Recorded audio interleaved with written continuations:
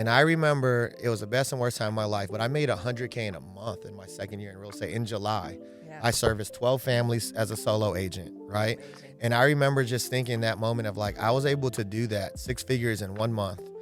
And my mom was concerned that I couldn't afford $50K in benefits Here. annually, right? Yeah. And then just on the flip side, it made me a little sad in that my mom had been working at this company for 20 years since I was a kid. Like one of their best employees. Like I've met the owner of the company. It's a global distribution company, but it's in Arizona. And I'm like, I met the father and the son. And I was like, over the course of 20 years, I couldn't fathom that. That's probably not where my mom started. Yeah. But to her, $50K in benefits was life-changing. Yeah.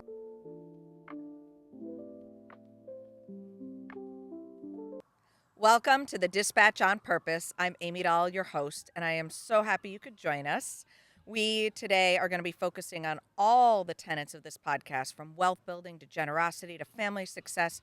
And I am uber excited to invite one of my fellow Naval Academy grads, a realtor in our market with Keller Williams, an amazing dad of 5 kids here, and we are in his backyard to join us. Kaleo, welcome to the podcast. Thank you. Thank you for having me. I'm super excited. Yeah, I am awesome. I'm so excited to be in your awesome backyard. This is crazy.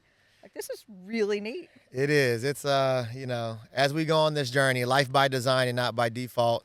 I knew my wife absolutely wanted the pool for the kids.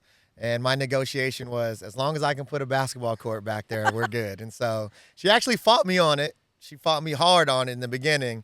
But as we kind of got halfway through and the kids would come out here and play, she pulled me aside and was like, that was a great idea. So I feel good about it now. Nice. And you were a Naval Academy basketball player. I was. Class of 09. Shout out to all my Academy grads out there. Nice. Nice. I was 99, so we're in the nines.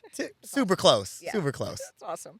All right. So a couple of things I love about this. First of all, you're with another brokerage, and people ask me all the time why I would have a non-RE/MAX agent on this podcast. And I've had plenty of RE/MAX agents, and I love the brand, and I love where we come from. But you have a saying that I love, and it's cooperation and collaboration. But that's not right. Is Collaboration over competition. Yes. Collaboration over competition. And so I think we're better together, which is amazing, especially in our industry because we cross paths so many times and we all work together. But tell me a little bit about how you got into real estate and out of the Navy and what drove that decision. Yeah, absolutely. And so thanks first and foremost for that and having me on and being broker agnostic. I do believe in that, collaboration over competition. I believe every brokerage is a platform that is right for somebody at some specific period of time. And so you just said it, but no one of us is better than all of us. Yeah. And I think that the power behind some of these brokerages aren't necessarily that the people leading it are the smartest in the room. It's that they're able to create an environment in which the smartest people in their environments come together and share freely. Yes. And so this is just an opportunity to share in and outside of your circle. And so I can learn just as much as from you as hopefully I can bring value to you. And so in giving, you're always receiving, and I'll leave it at that. So thank you for having me here. But I went to the Naval Academy between 2005 and 2009. Originally from the West Coast. My mom had me when she was 16, so I was born in Hawaii. Grew up in California and Arizona. And so then once I went to go play basketball at the Naval Academy, did that's how I got to the East Coast. And then I got stationed here in Hampton Roads in 2009. And so I got stuck in what you may be familiar with and maybe other people don't, but it's called the Norfolk Black Hole. Yes. And so I did all 3 tours here, 2 sea tours and a shore duty. And what that means is I served on 2 different ships here locally, Norfolk Naval Base. And then I got out, I did some shore duty at Little Creek and then Dam Neck, which is our air base. And so I did 8 years total of active duty service. I say 12 if you count the Naval Academy, which should count. And then I got out in 2017, in which I transitioned to real estate. Yeah. And at the time, it wasn't, I joke and say not everybody when they're a little kid raises their hand and say, I want to be a real estate agent. Yeah. Right? You just don't get that.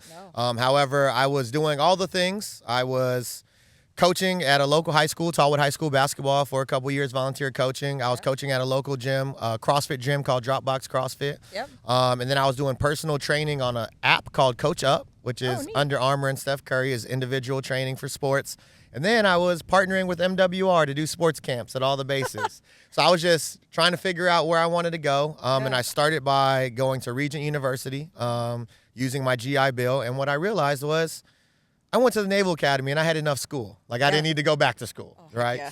And so I got out the Navy in 2017. And during that time, I bought a house, got married, bought a car, and had a kid, and got out the Navy, right? What? And so I was like, got to figure it out. So that's why I was doing all the things. And in that time, a kid that I was training and a local owner of a local restaurant called Phelan's Oriental Restaurant, she's like a mother figure, family member now, but she recommended that I get into real estate. And so kind of just one of the things on the side, I decided to get my license.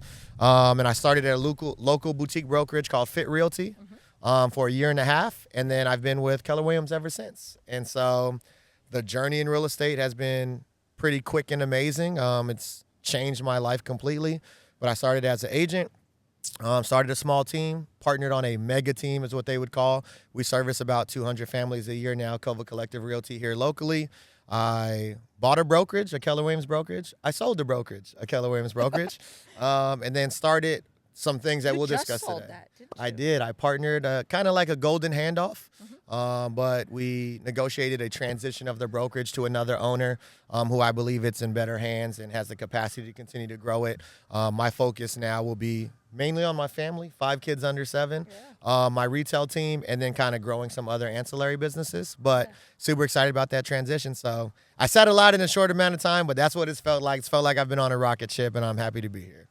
I love it. I love it. You know, we don't know, we've worked together. We don't know a lot of each other's backgrounds other than the academy and stuff, but we're not that far off. My parents were married. My mom was 16. My dad was 19. Same thing.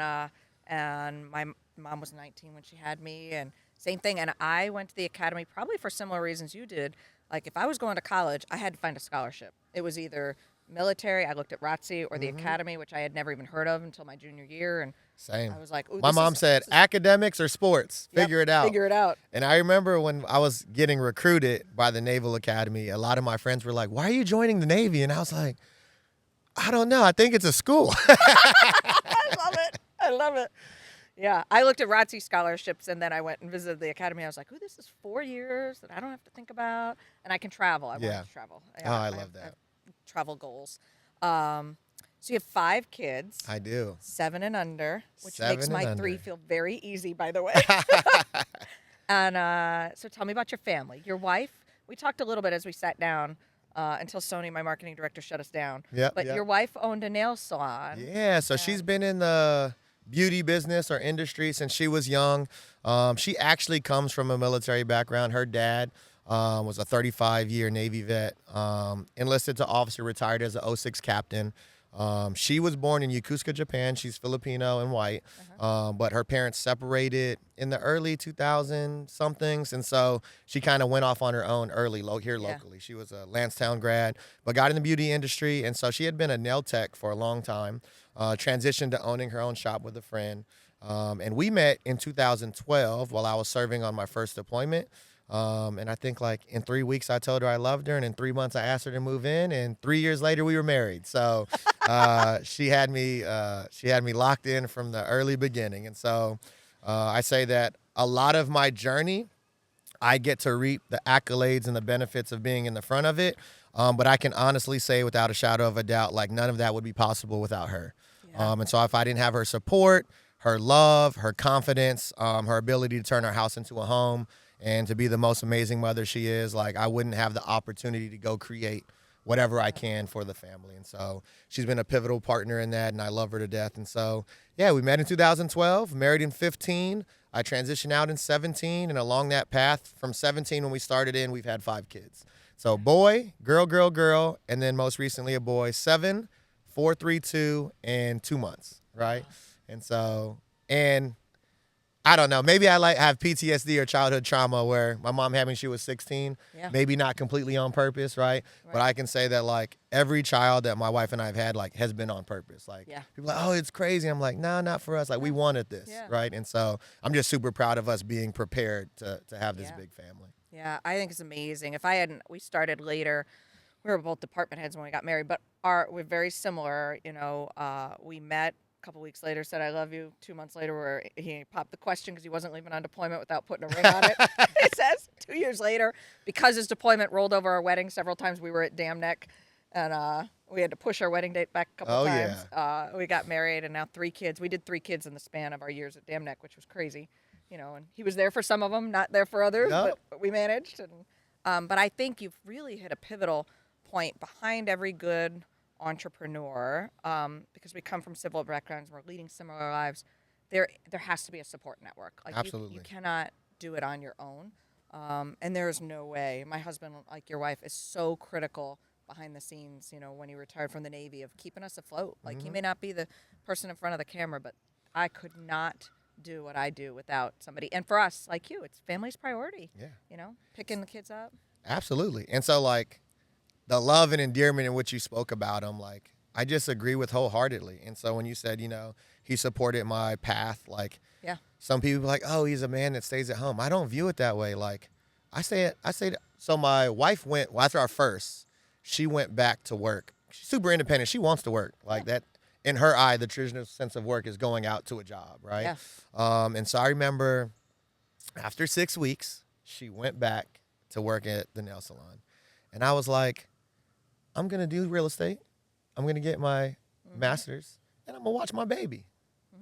Man, it was 2 weeks in. I'm like, babe, we got to come up with a new solution. I love him, and I love you. And I don't know that I'm helping us win by being in this situation. And so let's talk about how we can win together, and not to push us in a direction, but at some point I think it's going to be you in this role and me going and driving some different results. And it was cool. After every kid, she kind of took a step back from work a little bit at a time, until she's transitioned to fully being at home. But we have some wealth building opportunities on how we make that work. Yeah. But again, she just thrives in that support role in this fashion. And I say support role for me to go do business.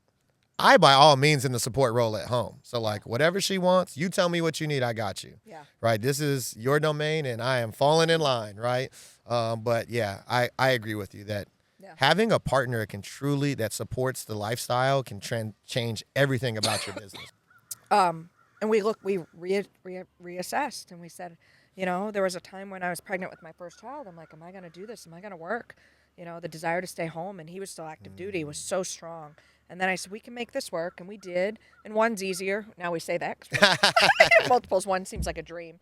But we wanted to keep having kids. And so when COVID hit and he was retired from the military, when he first retired, we looked at, he was an aviator, we looked at going to the airlines. He's like, babe, I don't want to be gone anymore. I'm like, well, then don't. We've made investments, and we're doing things right that don't be gone. So then he worked here, and COVID hit, and we realized that this is not, cost effective for him to go do other things. He wakes up every morning and he gets the kids to school, and then he comes in the office. He does all the behind scenes stuff, runs our books, runs the things that people can't see to keep me functioning, actually legitimately runs my schedule, and oversees the staff. And then at 2:00, he pulls chalks and he's on his way home. They go play baseball every day, because for us, that was more important. Yep. And I have all boys. So Yep. That presence and that life you guys created is super powerful, because it shows you that you can be in charge of the life that you want, right? Yes. And I think oftentimes, and I love my mom. She's my best friend. She was 16 when she had me, and she raised me and multiple other kids, right? And I always think about a couple years ago, as I was building my entrepreneurial businesses, there was one time I really wanted my mom to move out here. Now, she's happily married, and she enjoys that time, and her and her husband live in Arizona.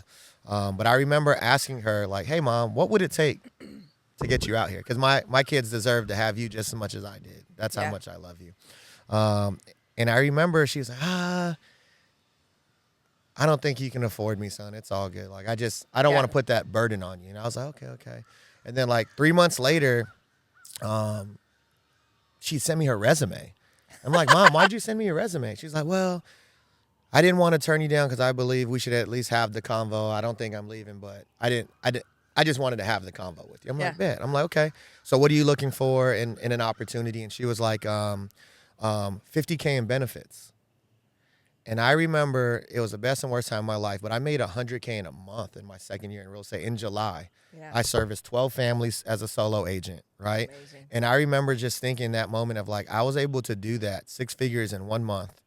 And my mom was concerned that I couldn't afford 50K in benefits annually, right? Yeah. And then just on the flip side, it made me a little sad in that my mom had been working at this company for 20 years since I was a kid. Like, one of their best employees. Like, I've met the owner of the company.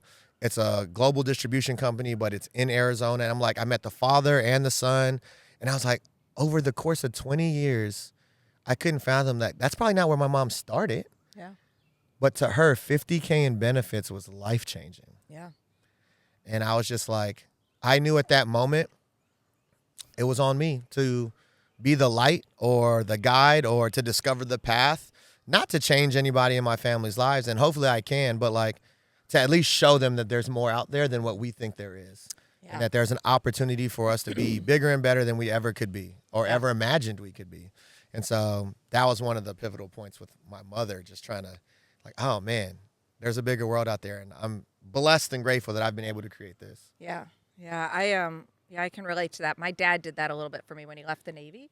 And we talked to lots of veterans and taken that leap from a steady W-2 employment to entrepreneurship. It's not for everybody, but it is. When you do it and you're successful, it is eye-opening, that you're only limited by your own fears. You're only limited by your own fears. And so it is eye-opening. You said something, so I'm going to pivot a little bit.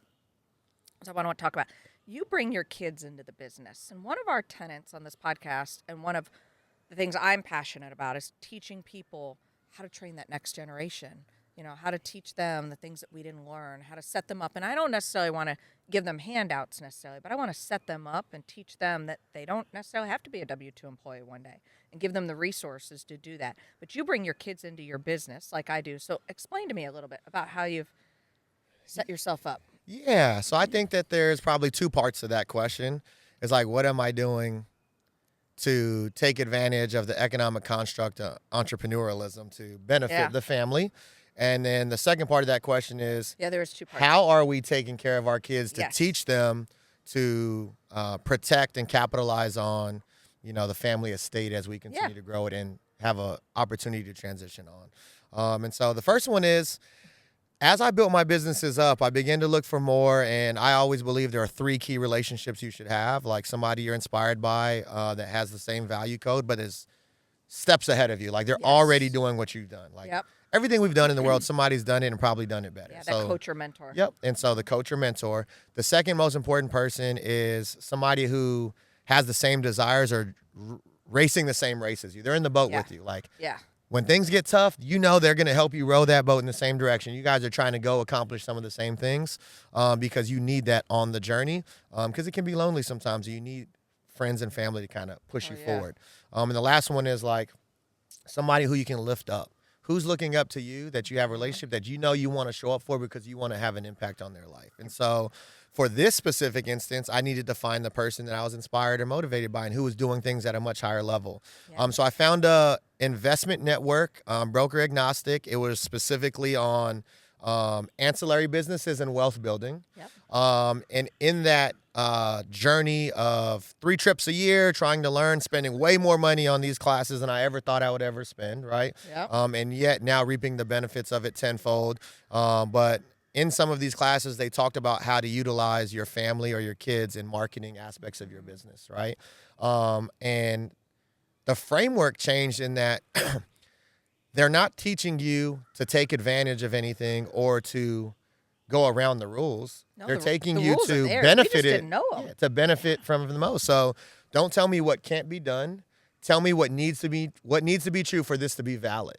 Right? And so I know that on my journey, I had always asked, like, well, at what age can I pay my kids or how can I involve in marketing? It's always like some arbitrary 7 years old or when they're old enough to like do chores in your office. Like it was random. And I'm like, everybody's got a different answer to that question too. Oh my gosh, I've asked that question a dozen times. And we're in the military. So I'm like, show me where it says it's 7. Yeah. Show me this in writing. And then, our easy rebuttals, Gerber babies are marketed, are models, right? So they've been in my marketing since day one. Exactly. And so it got to a point where it was just like I found the right, what would I say, board of advisors Yep. that are familiar with the opportunity to create this and how to make it valid. Yep. And so the way I did it is I created, well, one, I was already posting my kids. I'm a family man. They're already a part of it. I had the, typical social media posts of bringing my kids to a showing because I had to, or signs like, in the yard, yeah, licking things like envelopes, that, like and little things like that. And then I was like, well, how can I make it even more valid so I feel even more secure about taking advantage of the marketing opportunity with them? And so I ended up creating, I was already known as Agent K. One of my first clients gave me that nickname. And so I created a Instagram story reels called Agent K and the Kina Kids. Yep. And basically by the it was just videos of real life real estate scenarios, but involving my kids, right? Yep. So them at the closing table, me taking my son around a home inspection, like they were pretending to be my clients. Like it was just funny. And what happened was twofold. I got to spend more time with my kids. They got to see daddy work. Yep. And I literally utilized it for marketing. And so then I positioned that as a YouTube channel too. So now I have Agent K and the Kina Kids YouTube channel. And then as I created more content, it was just like, you can't tell me that I don't utilize my kids in marketing. I have evergreen content. I have 160 subscribers on YouTube that watch these videos, and I utilize it to validate me as a business owner, right? And then I take advantage of the things they can do at home. But to me, it's like finding the resource or the ability for you to make it true. And now my son is 7 years old. He can speak. And so now I can have him be a part of my presentations, do some video cameos with AI integration. And so like he can write a report on how his dad has used this. So like there's other things we're doing, and then documentation. And so I document every post I have in Reels for that calendar year just to have it. But I have the content out there. And so because of that, there are some pay and tax advantages to utilizing my kids. Also, it helps build because they earn income. You can now contribute to retirement accounts, right? Yeah. Not only that, it's real earned income, so it goes to their account. Yes. And so when he has basketball practice or we go on family trips, you can pay for your own basketball practice and family trips, right? And so it sounds complicated, but once you take the time to really just understand the basics and foundations, it becomes much simpler than you think. Yeah. Yeah, we actually this spring added our kids to our paychecks account, so they get paid officially through paychecks. It can be tracked. There's nothing under the table. Absolutely. But it's awesome to invest in the Roth IRA. And at 5 they get their first checking and savings account, which is fun for them. And if they pull money out of their account, they have to donate 10% to charity. They get to pick the charity which they love. And then it's 10% to charity, 10% to investments, and they get to invest it. And then they can pull 80% of whatever amount they're pulling out. And my 12-year-old, because we're a little bit ahead of you, wanted a new bike. And it was not his birthday, and it was not Christmas, and I was not justifying a brand new bike, but he rides his bike every single day, and he rides hard. He's a boy. Yeah. And he's a boy's boy, and there's some woods by our house, and he's building trails back there, and he wanted this Trek bike, and gosh darn it, that kid bought himself a $1,000 bike without touching, because he'd been saving all the money in his account and donated money. He picked church as his charity, and so he takes better care of that bike because it was his. I mean, he saved for that bike, and it was his purchase, and so it's a big deal to teach them young. I think that we went to the Naval Academy, so I don't say that to be like braggy or like ego, but it's a pretty prestigious institution when it comes to academics, right? And in the military aspect. And what I tell people is that I went to a pretty good school, and yet what school teaches us and what life expects us to know is a significant gap. And what I discovered, or what my belief is that gap is financial literacy. It is. That's part of the reason we're doing this podcast. Is I looked at Sony one day.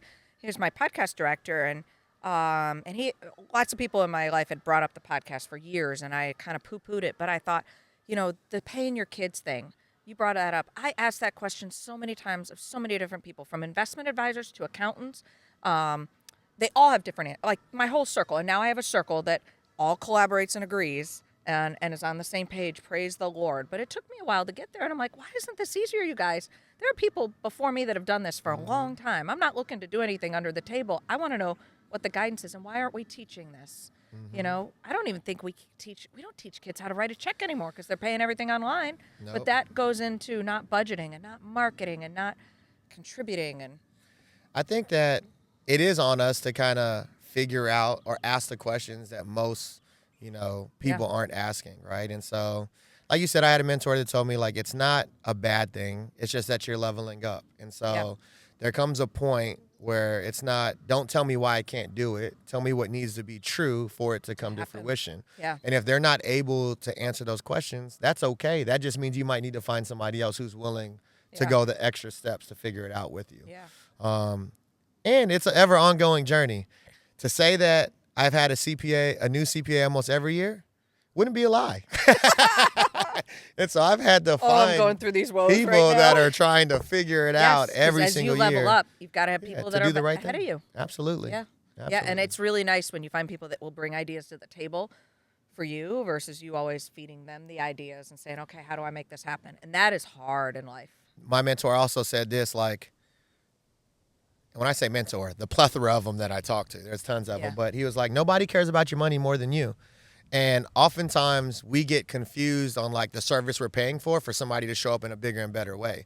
And so he's like, you keep going to H&R Block or whatever that does your taxes and you're paying them this much of your tax.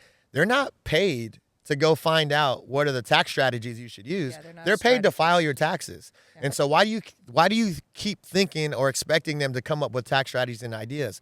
That's your job. Yeah. And so whether you want to believe it or not, nobody's going to care about your money more than you. And that was when I started trying to read all the financial books and trying to get into a strategic relationship with people that are much smarter than me that can help. Yeah. Yeah, I totally believe in surrounding yourself with people that are way smarter than you are. That's the only way to level up. Yes. Yeah, I fully believe in that. So tell me, you just sold a brokerage. I did. So tell me about that and where are you going?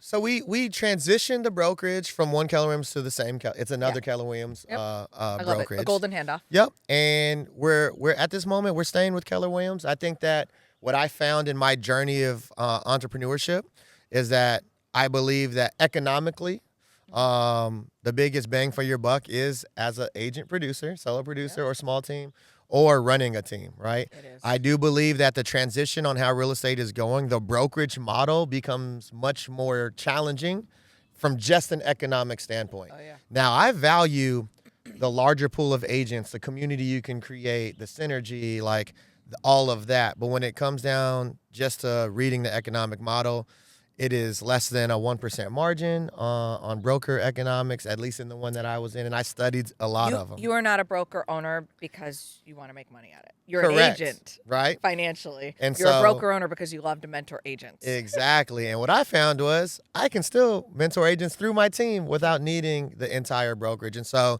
the key that I was trying to do was keep the community because it was a real community and we love it, and just give them a bigger opportunity for some business owners who are focused on the brokerage, right?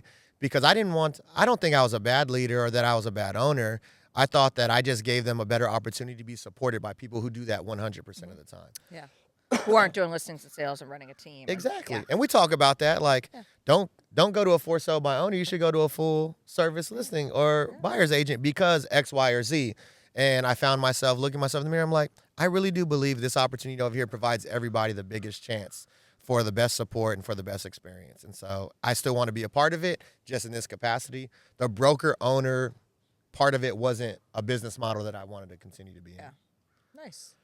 So you're Kova Collective. Kova Collective Realty. That's our team. 10 agents strong, serving 200 families a year. Our goal is 300. Our 5 to 10 year goal is to have 5% market share. So get to 1,000 units. And so I finally have the leadership that I think we need to kind of grow. And it was interesting because I think pretty highly of myself. I think all entrepreneurs need to in order to keep pushing.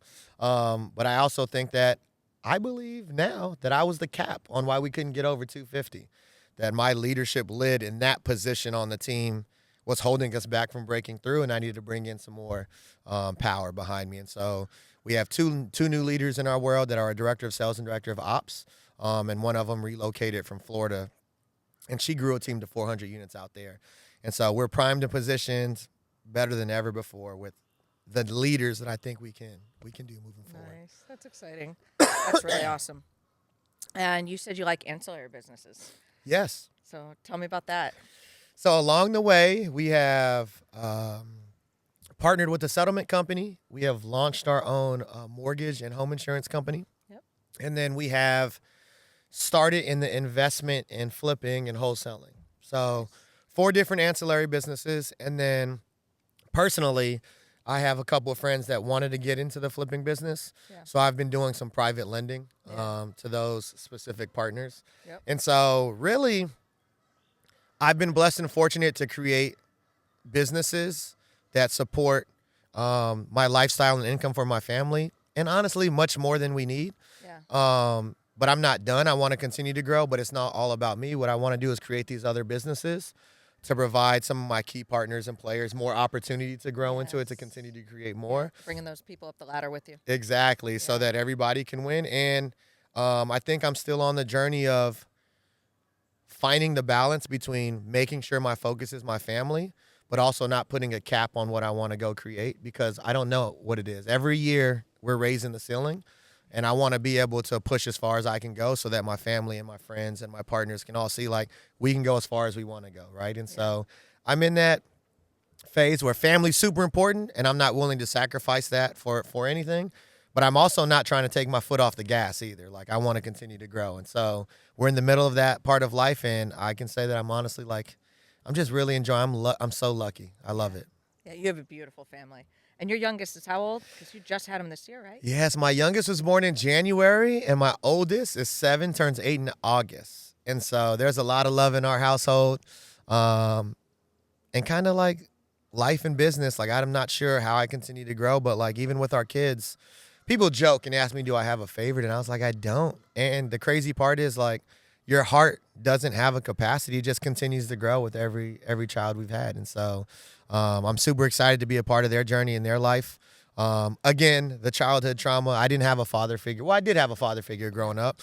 I didn't know my biological father till I was later on in my 20s. And then I had stepdads along the way. And I think that not having like a solidified father figure and always wanting to be loved, that I grew like a passion or like a whatever you want to call it. It could be a negative. It's like, I need to be there for my kids. Yeah. And so you mentioned this earlier, but I'm going to find that balance between doing too much for them and still allowing them to go on their journey. Yeah. But I also have this, pressure in my heart of like, no, I did all of this for a reason. They're going to have a head start. Yeah. And so I just got to tell them, like, this is why you got the head start. This is where you need to go. This is how we take care of it. This is how you continue to earn it.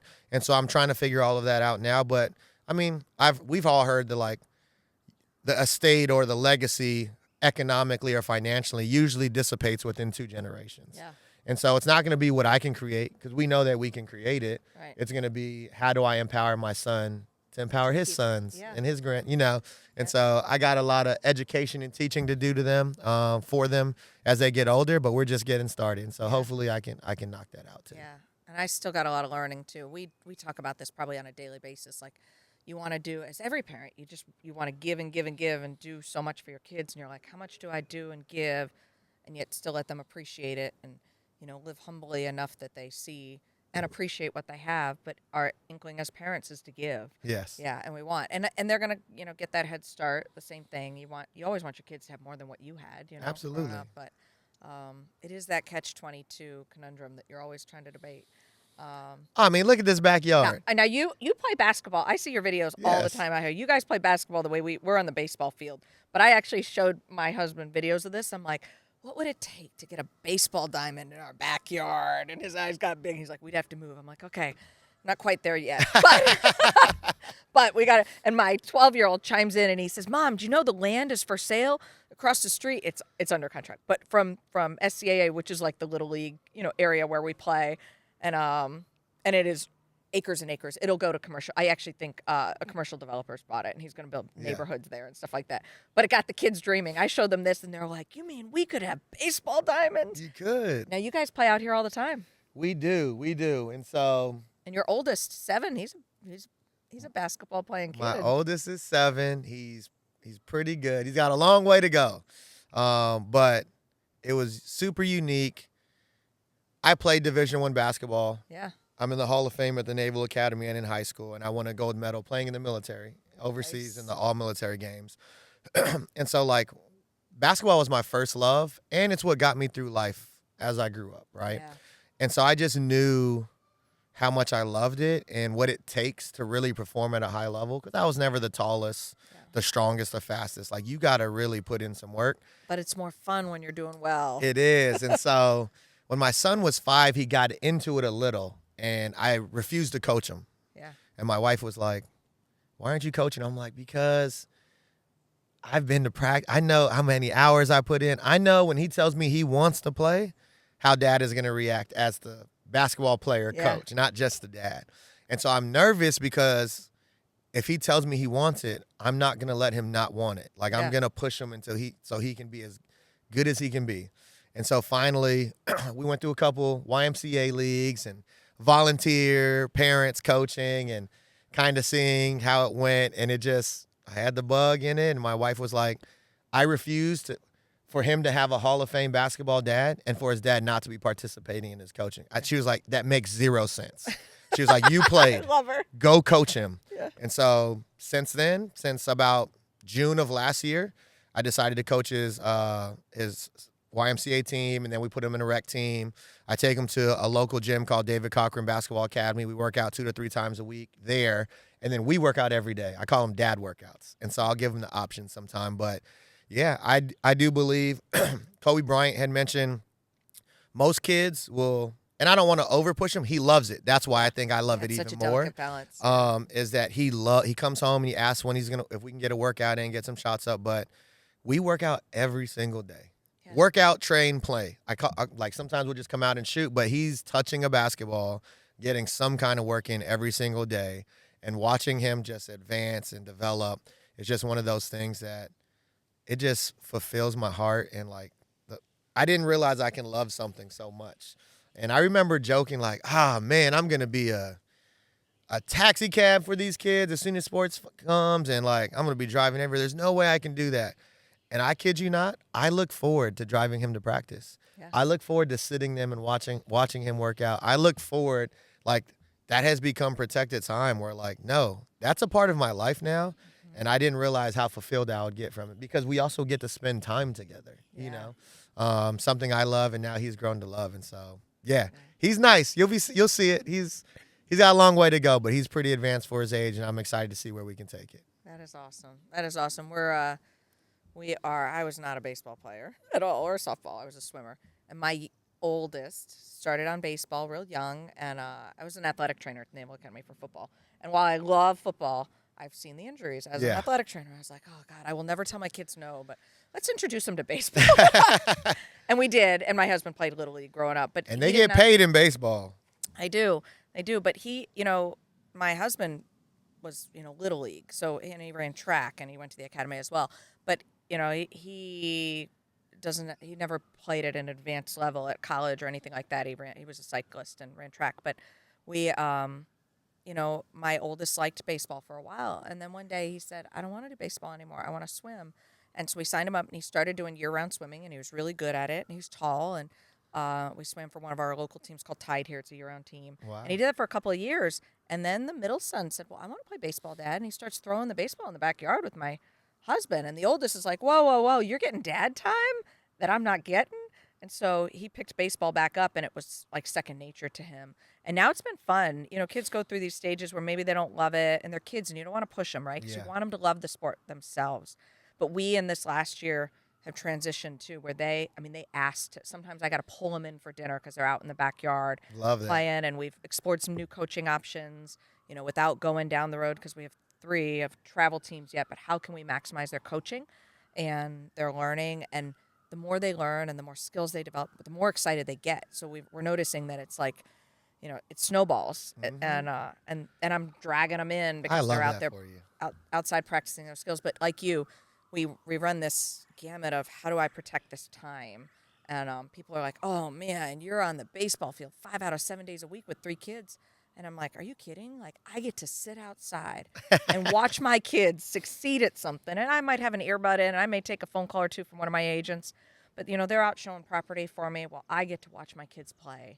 And this season of life, I wouldn't trade it for the world. I love it. You can't. And that's love it. So, like, I worked him out a lot, just me and him. And I realized, like, okay, too much dad time. Like Yeah. I could probably, he's only 7, so That's what happened with our oldest. I probably too got much dad 30 time. minutes before he wants to do something else, right? But he's good for those 30. And so I'm like, you know what?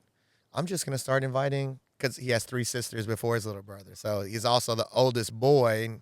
And so I started inviting his friends that liked basketball. And so now I'll call them play dates. I'm like, hey, if they come over here, I'll invite them over. I'll tell their dads, and we'll do 30-minute workout, and then you guys can play. And so then now he enjoys it because he associates it with getting to play with his boys. And so it's been a fine balance. And what I saw, like, my wife will come out here and sit and just watch with the girls. And we'll be out here all night just hanging out and getting to experience that. And especially with technology, they still love their iPads, right? They still love YouTube. But if we say, all right, it's time to go outside, like, we all will just come out here for hours. And so it's been a pretty unique environment we've been able to create, and I'm just happy that we get to do that. Yeah, I love it. All right. If you had one piece of advice or 2 pieces of advice for somebody who was looking to leave their W-2 job and take the leap, whether it's somebody leaving the military and they're thinking they want to do something totally out of the box, right? Because neither one of us, like, dreamed we were going to be realtors growing up, and they want to try something totally new. Or somebody just leaving, a corporate job and they want to be an entrepreneur. What advice would you have for them? I stick by one of my core tenets in life is, like, relationships. There's power in people. And so you need to find the person or people or group of people or the person that knows the person that is already doing what you want to do. Yeah. Now, you got to make sure you're in alignment with them on how they live their life and the values and morals in which they stand by, right? It's hard to, like, follow somebody who, if you want to be a millionaire, is a millionaire, but he's also single and in the clubs every night. Like, it's just, that doesn't make him bad. It just means that's not in alignment with how, because you have 3, I have 5 kids at home. He's not going to be able to tell me how to balance that, right? Not that he won't have good advice, but go find the model, the mentor, the person, the coach that is already doing what you're doing, and figure out how to bring value. And if you can get in that circle, finding the right people is the hardest part. It is. If you can do that, you'll learn all the other things. Now, if you have the gumption and the go-to and the fortitude to just want to figure it out, you can do that too. It just might take a little longer, which is okay. But I found that every elevation in my business, both personally or professionally, professionally or personally for the fact of that matter, is usually been because of a relationship, a new relationship that has really affected me in that manner.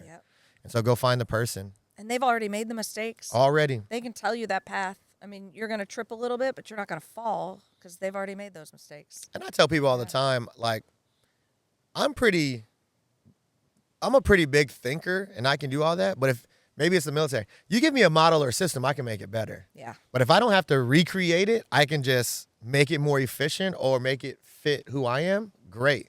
And so you don't have to redo everything or start from the beginning. Like, somebody's already done a version of it. Go find the versions that apply to you and then go capitalize on that. Yeah. Yeah, I love it. Well, thank you. This has been awesome.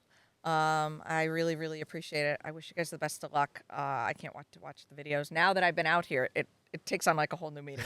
So it was very fun. And wish you the best of success on your new venture. I wholeheartedly agree with, investing in one portion of the business or another because it's so time consuming. But super excited for you, and thanks for having us out here. No, thank you for having me. It's been an absolute blast. You're somebody who has inspired and who I've admired from afar. So thank you for having me on the show.